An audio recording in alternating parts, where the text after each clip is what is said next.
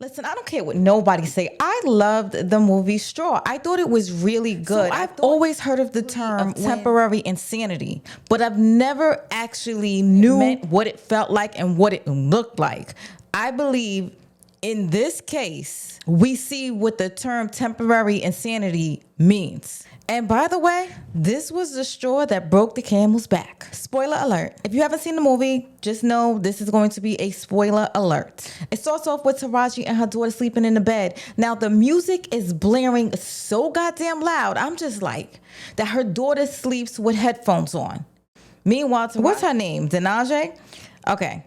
Denaje, who is played by Taraji, is sitting there just taking it. Pause. But the music is like going on at 8 o'clock in the morning. And I mean, it is blaring to the top of their lungs. You see Denaje going through the whole day. I'm going to pay this when I get paid. Like she's going to stretch that little $500 paycheck every which way but loose. She got to pay dues. She owes money for her child to eat school lunch. IOUs coming.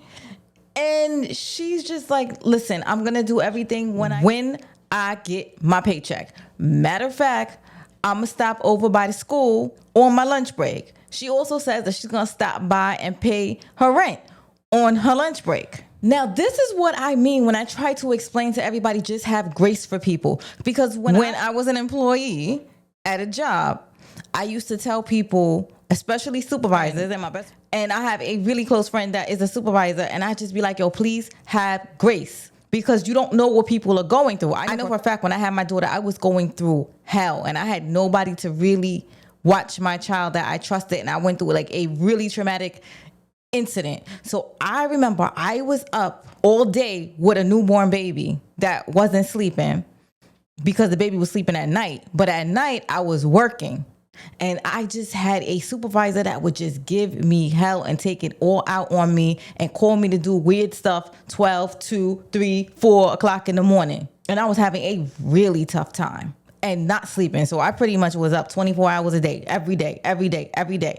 And mind you, like I said, I was going through something really traumatic. So when I be telling people, just have grace, you will never know what somebody is dealing with. Because eventually I ended up tapping out and was like, I went to, every job has like where you call and you get help. You're like, I just can't do it no more. And when they saw what I was dealing with, they was like, yo, how the hell was you showing up every day? But that's why I tell everybody, have grace. So I liked the way that this broke it down. Everybody was so busy, frustrated on what they were going through, that they could care less what this woman was going through.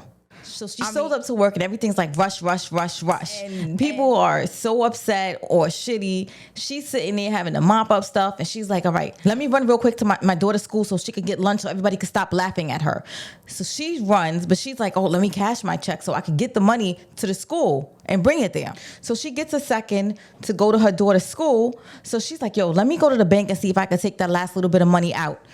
And they're like, listen, you can't take all your money out. We'll close the account. She was like, well, then close my account. There's a long line and she just don't have time. So she's like, let me just go to school and see what they want. She goes to the school. They said that they call social services and the child's being taken away. And then I'm watching her. She like zones out, but she's standing there, but she's not really there. So that traumatic situation happens. She's not cognizant and she drives messed up. And she hits somebody that has extreme road rage. This person is so pissed off that he swipes the hell out of her car, causes an accident, and he happens to be a cop. And he's pissed off. He's got a whole bunch of road rage and too much anxiety, anger issues, and pretty much he exhibits to the point where he should not have a badge. He has control issues, serious control issues. So he calls, I got some girl he's sleeping with, a cop. But they seem like really close with the fact she's like pushing the line for this dude. And she's trying to get him away because she knows that he's disruptive, out of control, and acting like a fucking animal. But she don't give this lady no grace either. Instead of listening to what kind of day this lady had and what this guy actually did and the trauma that he actually caused, she writing them up tickets and stuff like that. Oh, matter of fact, ma'am, I got to take your car. And I'm like, this is ridiculous. Through all of this, she still gets back to work. She's wet because it's raining like crazy. And the guy is like, no. You're fired. She gets to her apartment And they evicted everything. And if somebody would have just said, hey, girl, let me just check on you. But I'm watching and not one person checked on this girl, except early in the morning when somebody she worked with checked on her. Other than that, nobody sat this girl down for 2 seconds. This girl was on go mode from sun up to sundown. I really did enjoy the movie. I enjoyed this aspect because this is how people just go about their day, never noticing what somebody could possibly be going through. So I did like this. They had three of the best actresses. I mean, Angela Bassett wasn't here, but she should have been. Tyler Perry, we got to call her. I think Octavia was in this. Taraji and my Byron girl, Teyana Taylor. Which she looks very beautiful, by the way. So the guy that fires her from the store refuses to give her the check. He's like, oh, we mail it. He just wanted to be an asshole. We all have that supervisor that just wants to be an asshole sometimes. He wants to be a super duper asshole. However, so she's sitting there arguing with him like, can you please just give me the check so I can cash it? That's what I'm saying. Some people go out their way to make people's lives hell. And that seems like what he was trying to do. Because he probably was sleeping on the couch at his house or something. But that's what I said. This all trickles down to what's going on in everybody else's life. And everybody be taking stuff out on other people. And nobody checks in on other people. As karma would have it, the place gets robbed. And that was the girl's breaking point.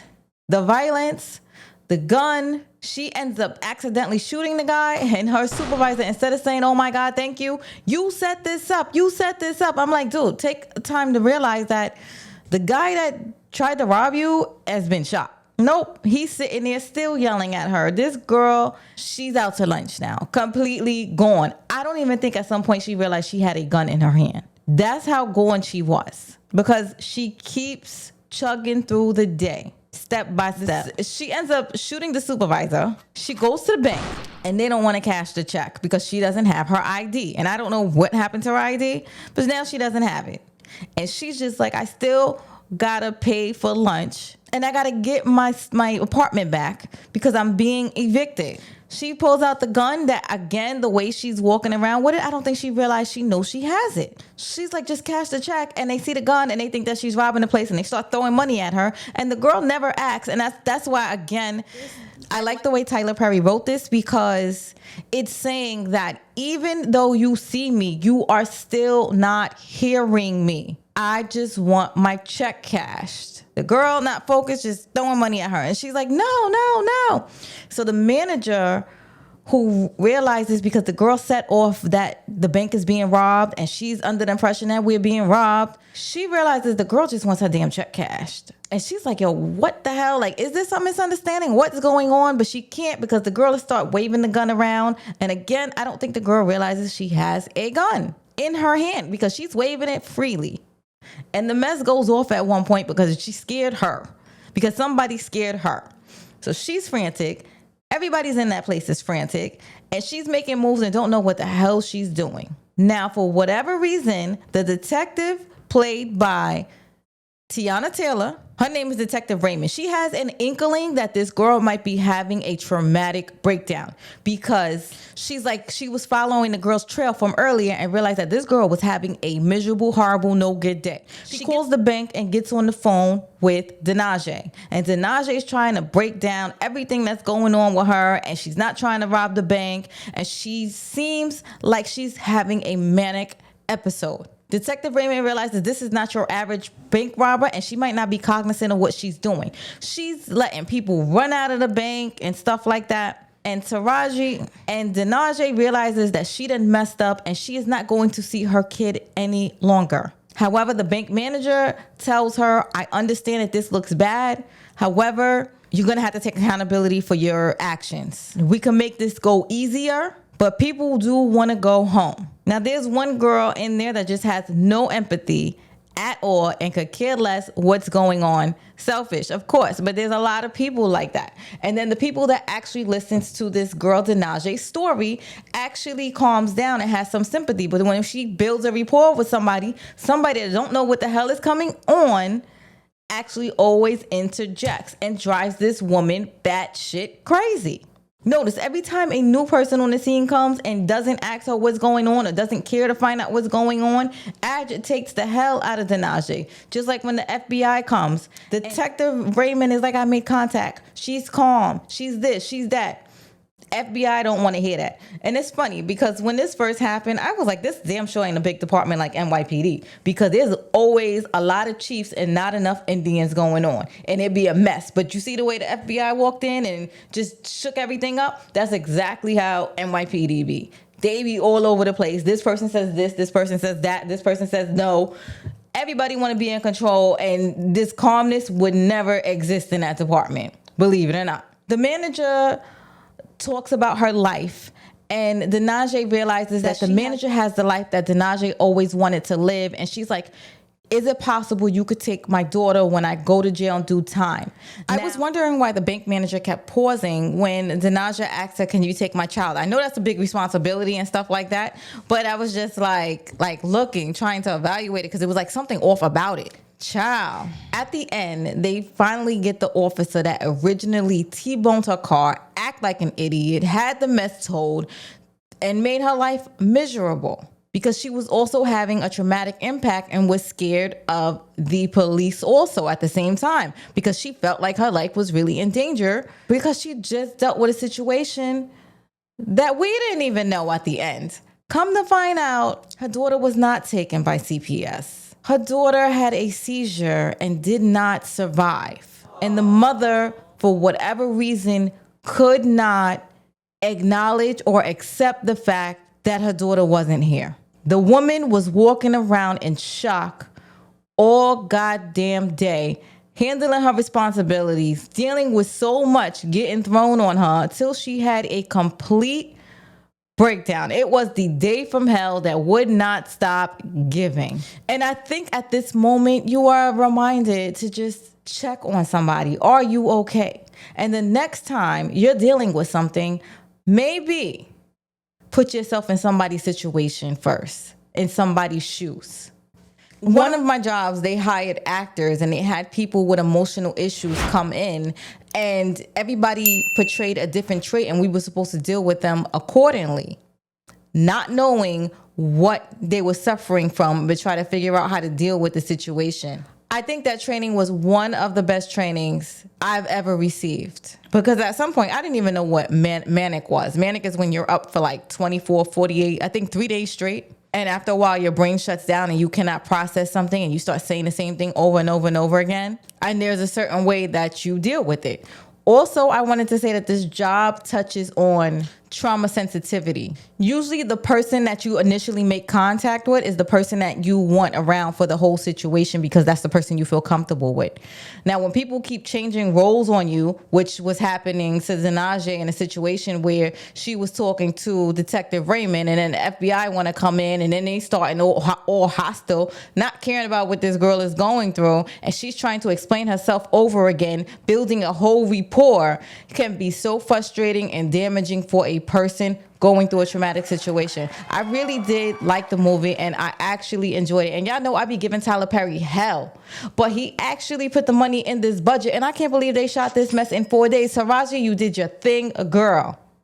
And every other actress and actor in this movie, you picked a great cast, and I'm actually really proud of you. Now, Tyler, you have made some good movies in the past, but lately you have been throwing stuff at the wall and seeing what stuff sticks. I thought it was a really good movie, and I do advise people to watch it because it was something different. Now I do see how you can be temporarily insanity and unalive somebody, because that is the exact definition when they be like, oh, plead temporary insanity, because that's what she did.